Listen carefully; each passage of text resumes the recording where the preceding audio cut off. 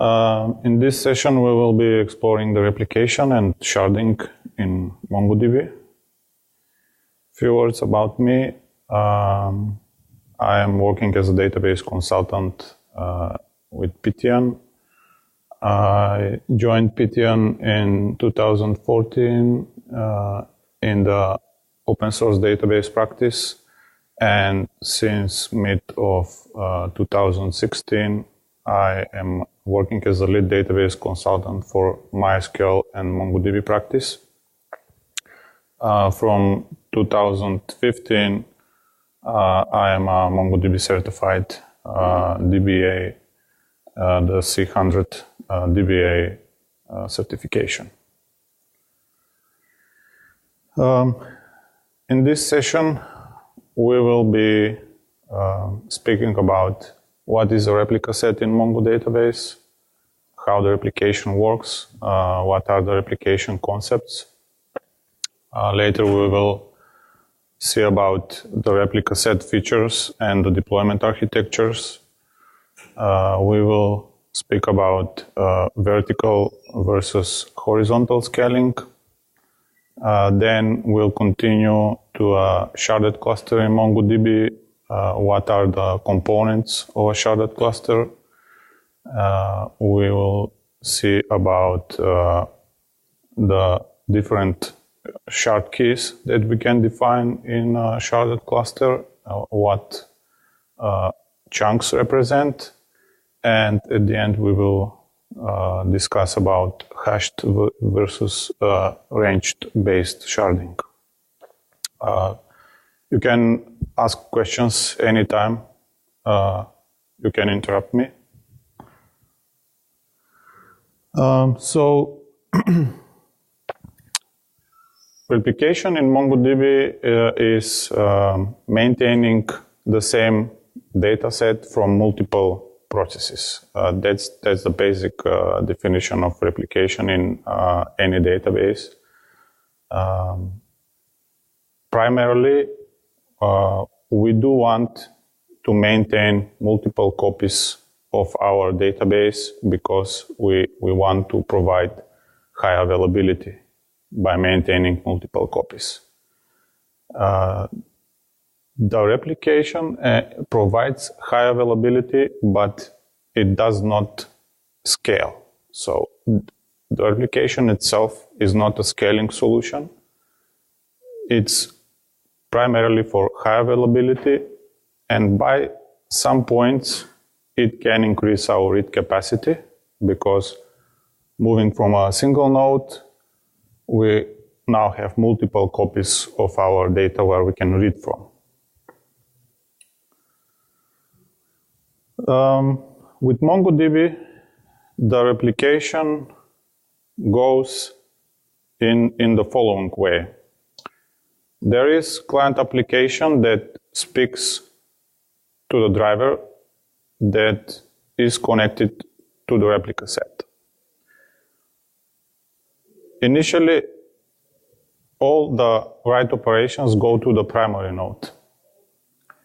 The primary node stores all the changes to the data into a collection called operations log. And once the changes are recorded into the operations log, then asynchronously all of the entries in the operations log are replicated to the secondary nodes in the replica set. Once the changes are replicated to the secondary members in the replica set, both or all of the secondary members in the replica set will copy the op log into its own operations log. So by doing that, it's allowed the secondary node to use sync source another secondary. And that's by default in every replica set configuration. The setting chaining allowed is true by default, and once the secondary sees that there is another node that is not lagging more than 30 seconds, it can initiate the sync source to another secondary. You can disable this setting if you want to always replicate from the primary node. One important setting for the replica set members in MongoDB is the operations log. And the operations log itself is a kept collection that keeps a rolling record of all the operations that modify the data in the databases. It's idempotent. It means that you can replay all of the operations in the op log as many times as you want. At the end, it will have the same result. It's important to mention the default op log size for Unix and Windows systems. By default, it will take 5% of the free disk space. So if you are starting a replica set with small disk size, probably the op log collection will have small size, and that will be important for your replica set if later you have many write operations that will modify your data, or even high amount of insert records.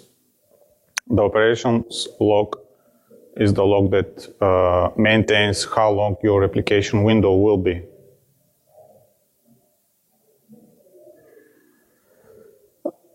Initially, for deploying a replica set, if we come from the MySQL world, we may think there are two nodes for maintaining a replica set, but that's not the case with MongoDB. We should always start with at least 3 nodes and form a replica set, because by having 3 nodes, we can have majority for election when there will be 1 node down. Starting a replica set is, you can install the binaries from any package, or even from tarballs, unpack on the 3 nodes. It's worth mentioning that all of the 3 nodes should be able to speak to each other in the same network, whether it will be local network or one network. So once we have the binaries installed on all of the nodes, we run rs initialize on the first node, and once we do that, we have the primary node for our replica set. Now it's interesting that we already have a replica set, but it only has 1 node. Once we do that, it's very easy to set up a replica set in MongoDB, because what our next step is to add the rest of the nodes, and we are doing that by just running the command rs add and specifying the host name and the port that the host is listening to. Again, everything in a replica set is maintained from the primary node. We run rs add on the primary node, and it already knows what the secondaries are, and from the same time, the secondaries will start copying the data from the primary node. Each replica set can have up to 50 members, and 7 members can only vote in elections. There are different configuration options. We can have arbiter node, we can have priority 0 node, hidden nodes, delayed node. We can manipulate with the write concern, and the read preference for the replica set. The arbiter node is only part of the replica set, and it votes in elections. It does not hold copy of the data. And this is mainly used when we need extra copy of our data. We can have primary and secondary. We don't want third copy of our data, but we need a third node that will be voting in the elections. So that's why arbiters are used. Or we can use arbiter if we have deployment in 2 data centers. Each data center have 2 data nodes. And now, if one of these data centers goes down, we need an arbiter node that will participate in elections, and one of the other data centers will elect primary node.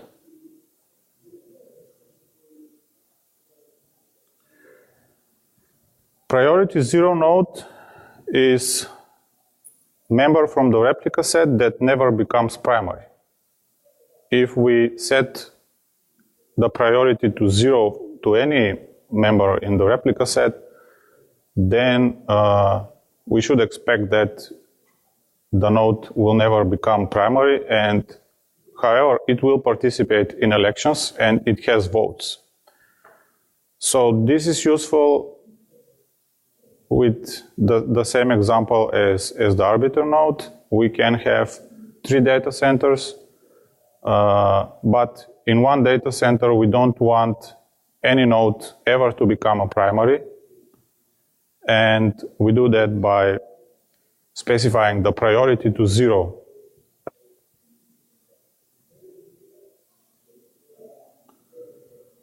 Similar to priority 0 node, there is option to set hidden node, but this is a little different.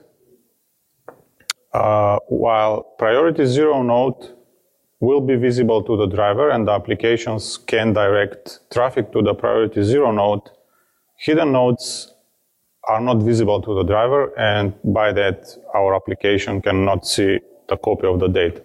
So we should be cautious while setting hidden nodes. Hidden nodes can also will never become primary node because the priority of the hidden node is 0.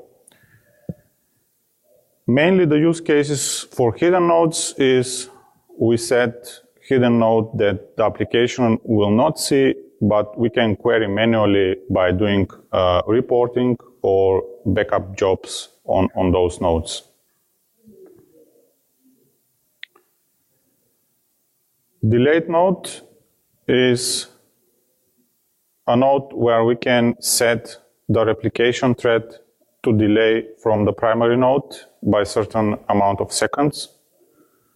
The delayed node must be a priority 0 node, so it does not get elected as a primary node. This is important in elections because as the node is delayed, we don't have the latest copy of the data, and we don't want this node to be elected as a primary whenever there is a failover in the replica set. However, this node will participate in elections and it has votes. So again, with like the hidden node, this node can serve reporting jobs, or it's primarily used for backups. One consideration for delayed node is that we should monitor the oplog size and how long our replication window is, so that we don't override the oplog and make the delayed node out of oplog entries.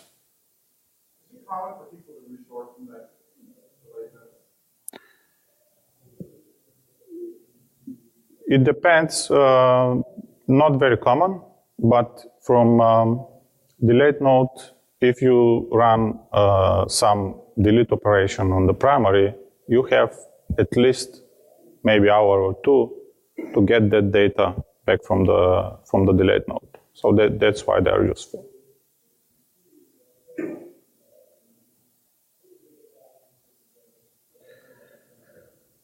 One important setting for replica set is the write concern. This setting is mainly managed from the driver, and it allows the application to have a response from the replica set on how many members the write succeeded. By default, this is only one member from the replica set, the primary node, but we can change it. We can have W two members, which means that when we do writes on our replica set, we are expecting at least two nodes from the replica set to acknowledge the write. However, this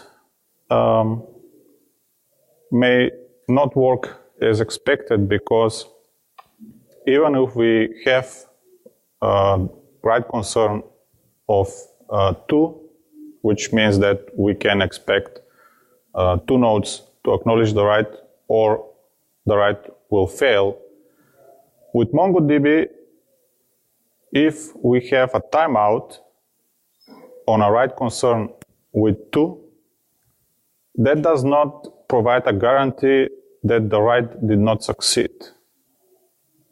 So the write may be successful on the primary node, but we did not get acknowledgement from another member that the write was successful. So the option is only to have acknowledgement from as many nodes as we expect to acknowledge the write.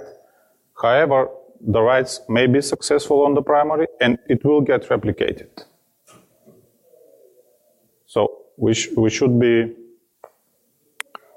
expect that this behavior is possible with MongoDB. Another setting for a replica set is the read preference. This shows how the read operations are routed to the replica set members.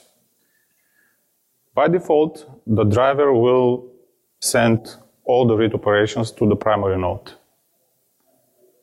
But sometimes that's not what we always want. We can change this property, and we can make the setting primary preferred. With primary preferred, by default, all of the reads will be sent to the primary node, but in case the primary is not accessible, the driver will route the reads to the secondary nodes. The other setting is if we set secondary as a read preference, and by setting secondary as a read preference, the driver will always send the reads to the secondary nodes. Similar to the primary preferred, we have option to set secondary preferred, and by that, the driver will always try to send the read operations to the secondary, but in case the secondary is not accessible, it will route the read operations to the primary. And there is another option for setting nearest in the read preference, and with nearest, the read can go to any node depending on the latency between the driver and the nodes. So the driver sends ping to all of the nodes, and based on the network latency, it decides what's the nearest member, and then it can send the read operation to the nearest member. Starting from MongoDB 3.4, there is max tailness seconds property, which allows us to set read preference to secondary, but only if the secondary is no longer than certain amount of seconds lagging behind the primary. If it's lagging more than 300 seconds, for example, don't read from the secondary, go to the primary. How does it know if you pick up secondary, which secondary is it does not. So it routes by round robin, yeah.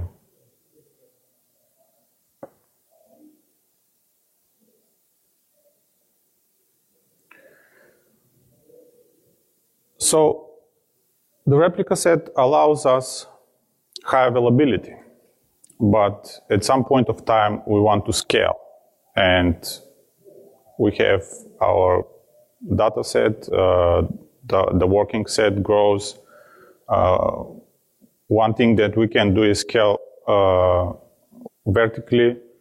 We can add more CPU, we can add more RAM, even we can increase the disk size or have faster disks. But at some point of time, we're limited. We cannot scale our hardware indefinitely. So what MongoDB allows is horizontal scaling or sharding, and primarily the horizontal scaling is not something that MongoDB invented, but this is a method for distributing our data across multiple machines and having our data spread across multiple horizontal partitions. How this fits into MongoDB?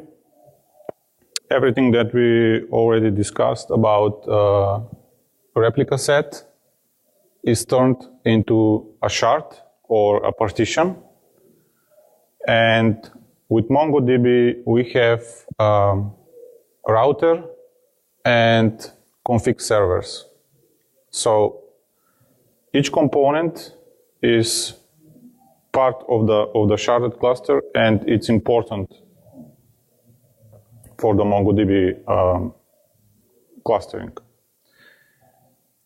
As mentioned previously, the shard or the partition should be a replica set, and that's important because we want to keep multiple copies of our data in a single partition.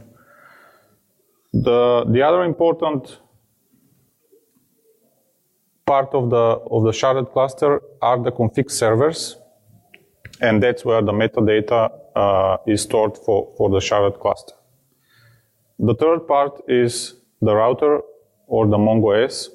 That's the interface for our cluster, and all of the operations that go from the application to the sharded cluster should go through the MongoOS. We shouldn't do any changes to our data directly going to the shards. However, we have that option, but we should definitely know what we are trying to do by modifying the data directly on the shard. Everything in a sharded cluster should go only from the routers or from the MongoOS.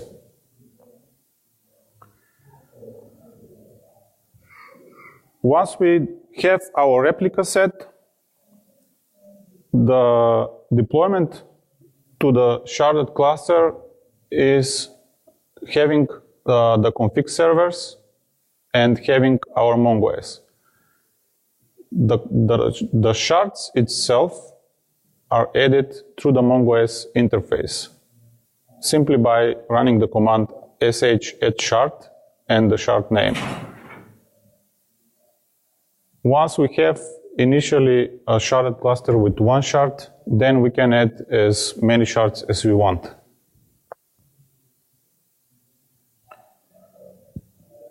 So the shard or a replica set in MongoDB cluster is a subset of the data, and it should be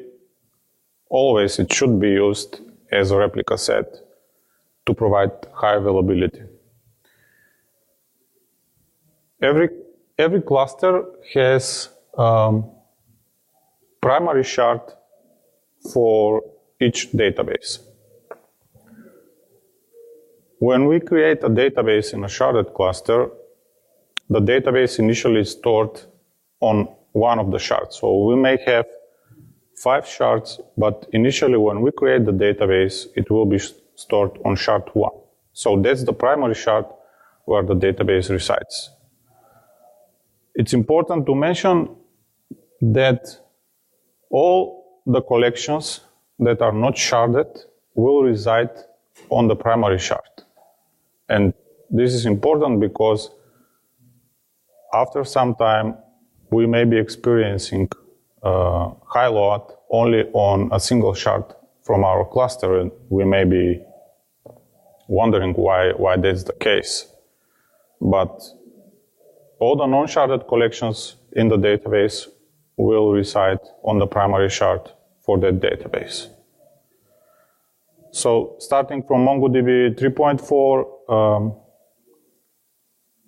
all the shard members in a sharded cluster must have the option shard server in the configuration file and must be running, by default, will be running on port 27018.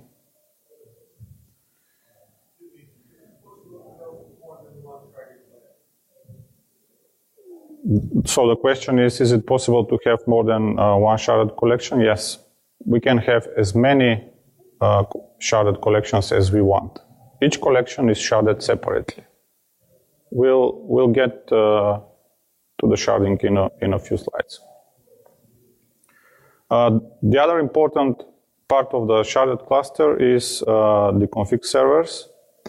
The config servers are storing the metadata for the cluster, and that's where the information for each document in the database on what shard is located resides.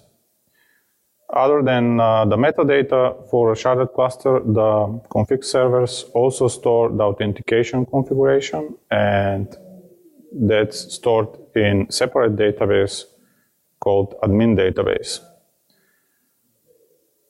One important change starting from MongoDB 3.4 is that the balancer that is balancing the chunks in a sharded cluster now resides on the config server primary node, and the config servers by default will run on port 27019. The last part of the sharded cluster are the MongoS nodes. The MongoS nodes are the interface in the sharded cluster, and they don't have any persistent state. The MongoS updates the state whenever there are changes in the cluster metadata. And before MongoDB 3.2, the MongoS also had the balancer, which is responsible for balancing the data between the shards in the sharded cluster. All the operations that go from the application to the sharded cluster must go through a MongoS, because only the MongoS has the information what document on what shard can be found and in what chunk.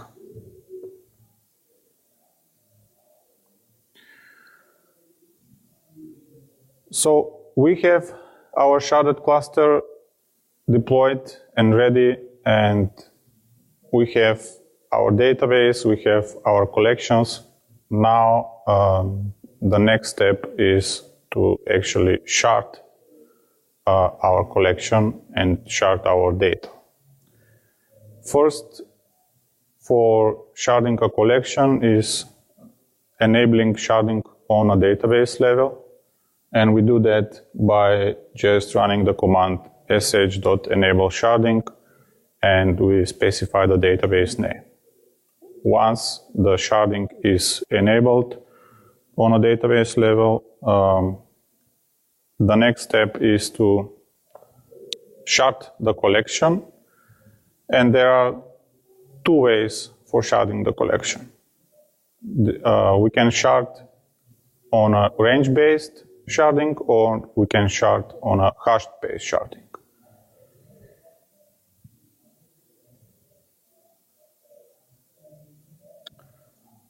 But before we move to sharding, maybe the most important step that we must do in a sharded cluster environment is to choose our shard key. The shard key should have all of these properties so that we can be certain that our data will be distributed evenly across all of the shards, that we will not have hot shard, and we will not have huge chunks that later will be that later the balancer will not be able to move across the shards. So the first option for a shard key is the shard key should have large cardinality.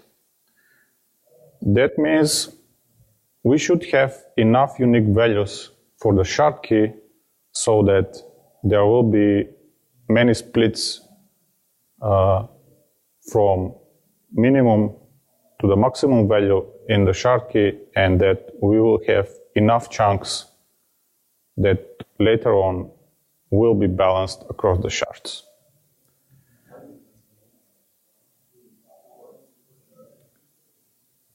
Sorry? If we have a unique distributed is it a good candidate? So the question is, if we have a unique key, is that a good candidate? Yes, that's excellent candidate. So, for example, if we have user ID and the user IDs are unique in our collection, then probably that key is quite a good candidate. The other option for good shard key is that it should have low key frequency. What that means is, even if the shard key has high cardinality and many unique values, maybe there will be some key that has too many values in our collection. So with the example of a user ID in the user's collection, maybe some users have, most of the users will have hundreds of documents in the collection, but some users might have hundreds of thousands of documents in the collection. And if that is the case,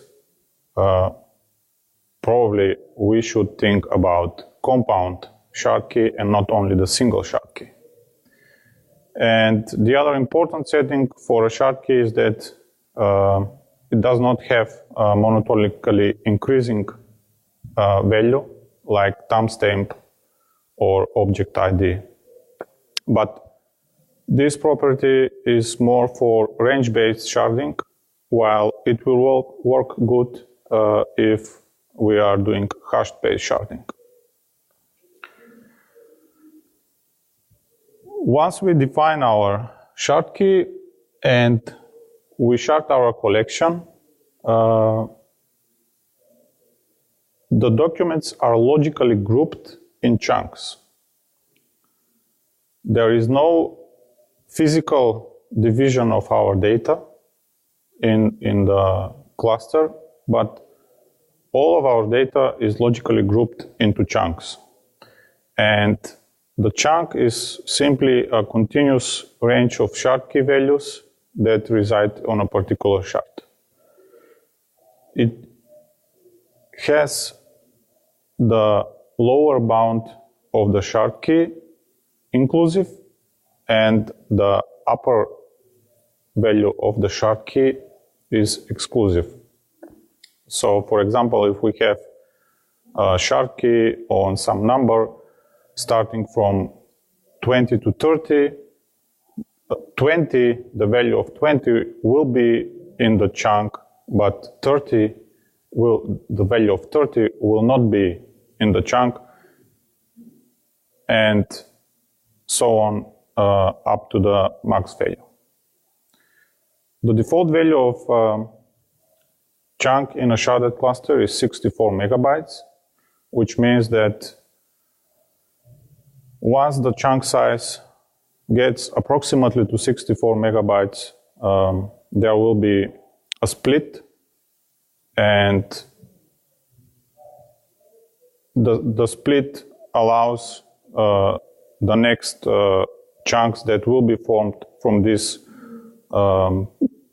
splitting to grow up to 64 megabytes and so on.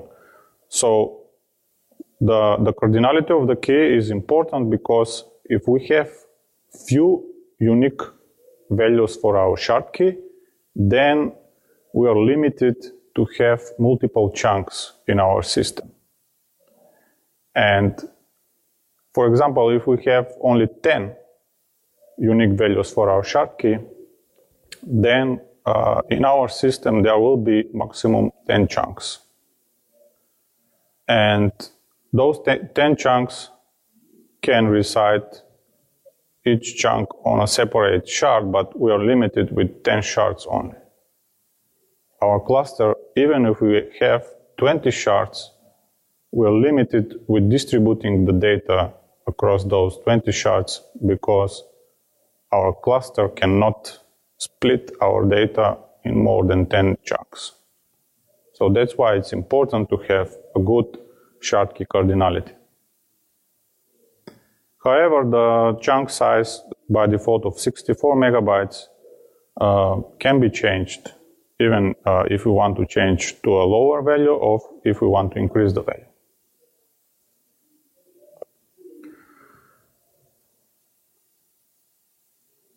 So the first option for sharding is range-based sharding. That's dividing our data into continuous ranging that are determined by the shard key values. So what that means is if we have numbers from 0 to 100,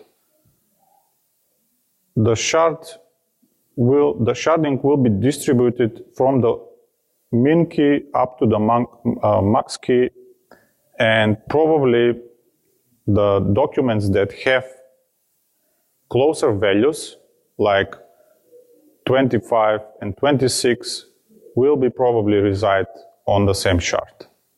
So this is important when we do find operations in our sharded cluster, because if we want to scan and find the documents where the value is greater than 25 and less than 30, probably this operation will be run against a single shard, and we will not have to query each shard individually and then merge the result set.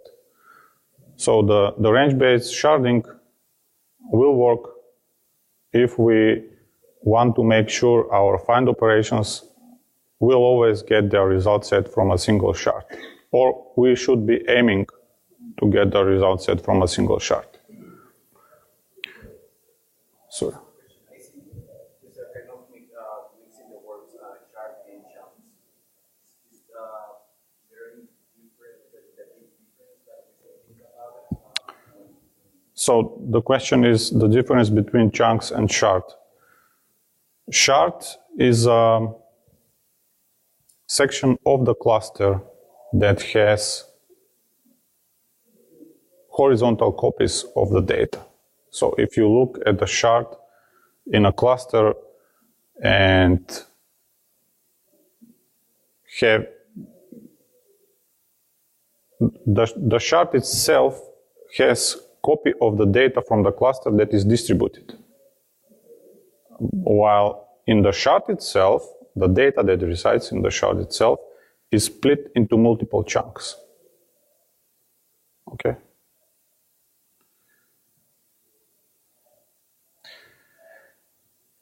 Opposite from the range-based sharding, we have option to shard our collection with hash-based sharding, and we do that by running a command to shard the collection with hashed key. It's important to mention that we do not need to compute the hash from our application.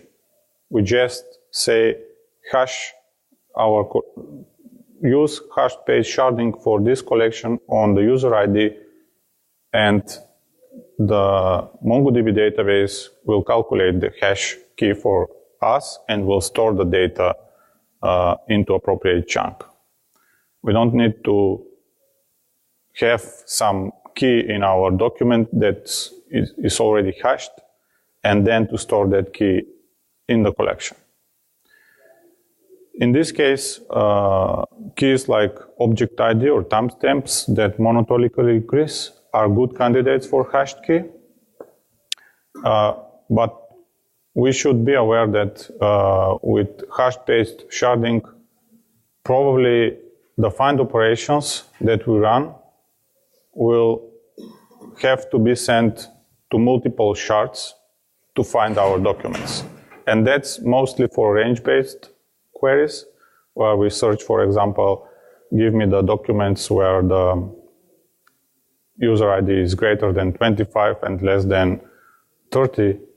Probably in that case, our query will be run against multiple shards, unlike the case when we have range-based sharding.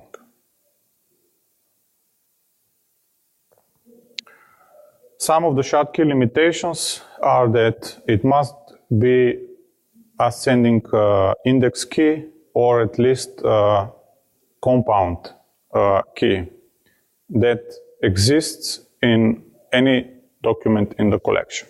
If we have single document in the collection that does not have the shard key, then we cannot shard that collection by using that key. The shard key cannot be a multiple index, cannot be text index, or geospatial index. Also, it cannot exceed 512 bytes. Like we already mentioned, or we didn't, the shard key is immutable. So once we set the shard key for a collection and we have a document with the shard key, we cannot update the document and change some value of the shard key. We can only delete the document and insert the document with new shard key. And also, the shard key is hard to change. It's not impossible, but it's hard because we need to have a logical dump, logical backup of our collection, then drop the collection, insert the data, and shard on new shard key. Because it's going to redistribute everything back again on each of the shards based on the new one? Yes. At this point, with 3.4, there is not an option about changing the shard key and run some sort of rebalance so you can rebalance the whole thing. That's not a procedure. No, at this time there is no option for changing the shard key just by running a command collection.shardKey change or something like that. Maybe there will be in the future, but at this time it's not. And that's why it's important to choose a good shard key for our collection at the beginning. In that way, for changing, you have to dump each of the charts, do the change, and re-import everything back again. We have to dump from MongoS. Oh, from MongoS, you dump. Yes, because we want to dump all of the shards. Maybe there are 10, maybe there are 20 shards. We have to dump everything, and that requires downtime. One other limitation for the shard keys is that if we have a sharded collection, we cannot add unique index on any other key. Only the shard key can be unique index in the collection.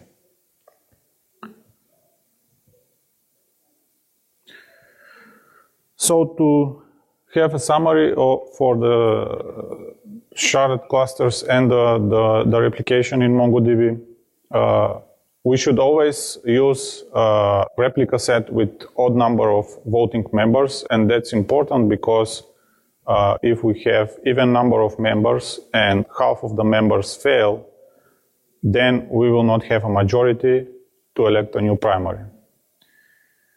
For dedicated functions like backups or reporting, we can use hidden or delayed members in a replica set configuration.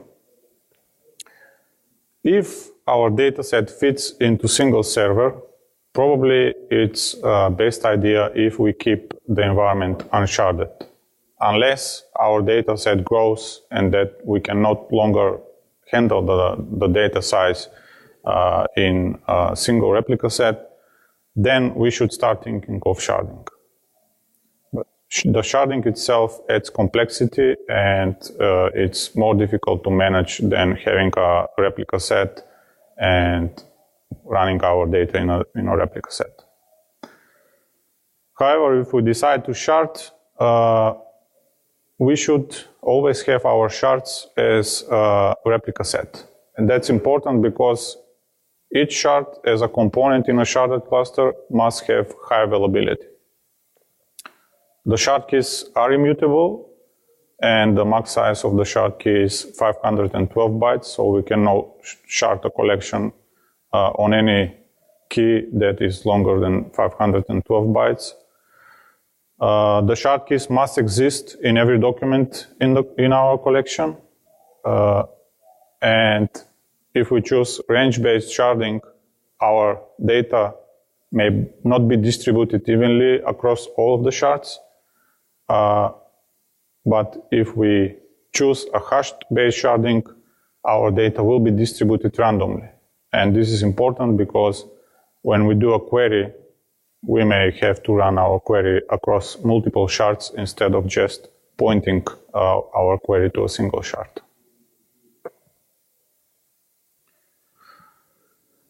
Thank you. Any questions?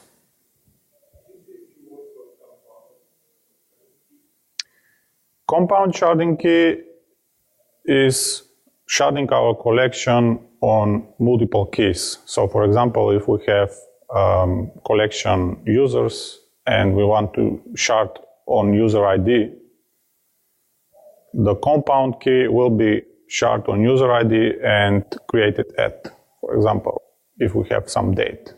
And we should probably do that if we have, if most of our queries are running like select, find user ID were created at greater than or less than, or we should aim to create our shard key based off what our query patterns look like.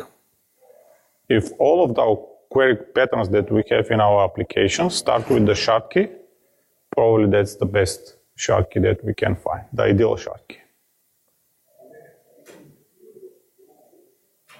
Sorry? So the question is, do the shard key have to be indexed? Yes. The shard key itself must be indexed, or it must be the leftmost part of an index. We can shard, for example, on user ID created at, but the index itself can be user ID created at, status, and some other keys. Yes. You spoke about how the unique part is important for the chart. That's the only one that can be unique on the collection that you're charting. There is a setting that you're creating that you can make the chart either unique or not unique when you're creating. Does that have any changes on the other fields as unique, or that doesn't change it? Initially, when we have the collection and it's not sharded, we know that our key is unique or it's not unique. And if we know that our key is unique and we want to shard the collection on that key, we can. Later, when we shard the collection, we cannot add any more unique keys in the collection. And even if the shard key is not unique and we decide to shard the collection, later on we cannot add unique index again. We're running out of time. Any other questions? Or you can meet me in the booth. We have a Python booth. Just drop by and we can discuss more. Thank you.